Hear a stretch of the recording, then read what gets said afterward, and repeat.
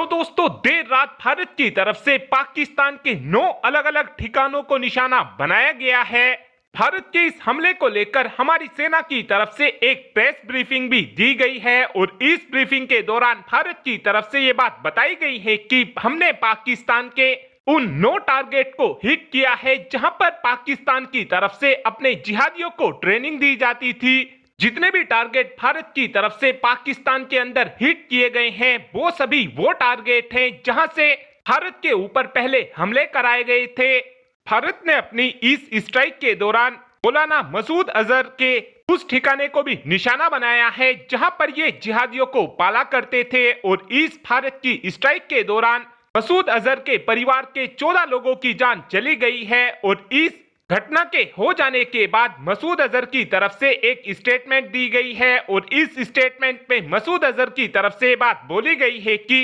इस मिसाइल हमले में मेरी भी जान चली जाती।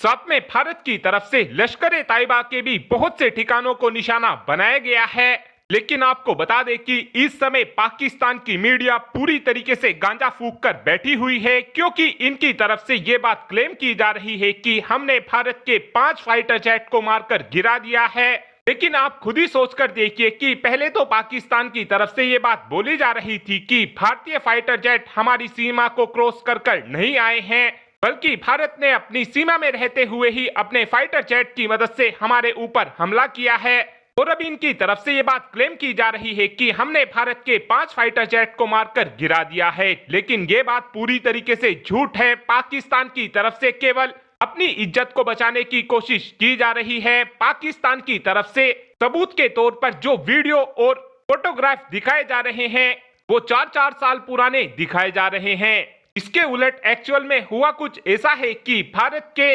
आकाश डिफेंस सिस्टम ने पाकिस्तान के JF-17 थंडर को मारकर गिरा दिया है। लेकिन इस समय पाकिस्तान की मीडिया के अंदर ये बात बोली जा रही है कि भारत ने हमारा एक भी फाइटर जेट मारकर नहीं गिराया है, लेकिन भारत की तरफ से इस बात का सबूत दिया गया है कि हमने पाकिस्तान के एक JF-17 थंडर को मारकर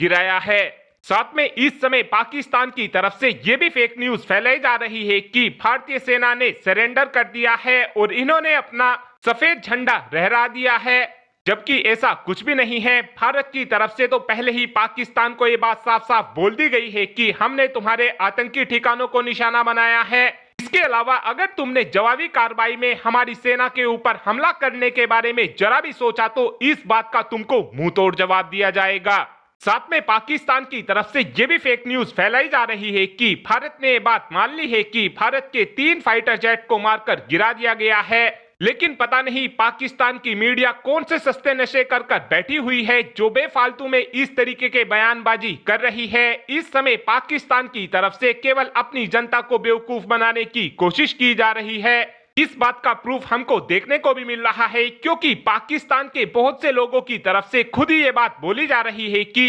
हमारी तरफ से भारत का एक भी फाइटर जेट मारकर नहीं गिराया गया है, बल्कि भारत ने ही हमारे JF-17 थंडर फाइटर जेट को मारकर गिरा दिया है। साथ में आपको ये भी बता दें कि पाकिस्तान की सेना एक बार फिर से एक्सपोज हो चुकी है क्योंकि पाकिस्तान के डिफेंस मिनिस्टर की तरफ से खुद ये बात बोली गई है कि हम भारत के ऊपर कोई भी जवाबी कार्रवाई नहीं करेंगे। लेकिन आपको यह भी बता दें कि अगर ये इस बात की गलतफहमी में बैठे हुए हैं कि ये चुपचाप भारत के खिलाफ कोई कार्रवाई कर लेंगे, तो उस बात को लेकर भारत ने अपनी तैयारियों को पहले से ही मजबूत किया हुआ है। और इसी बात को लेकर हमारी आर्मी के पूर्व चीफ जिनका नाम मनोज नरवणे हैं, इनकी तरफ से एक ट्वीट किया गया है जिसमें इनकी तरफ से बिल्कुल साफ साफ बोला गया है कि पिक्चर अभी बाकी है, जिसका सीधा सा मतलब यह है कि अगर पाकिस्तान की तरफ से भारत के ऊपर कोई भी कार्रवाई करने की कोशिश की जाएगी तो भारत की तरफ से पाकिस्तान के खिलाफ जवाबी कार्रवाई जरूर की जाएगी। इस समय पाकिस्तान की मीडिया की तरफ से केवल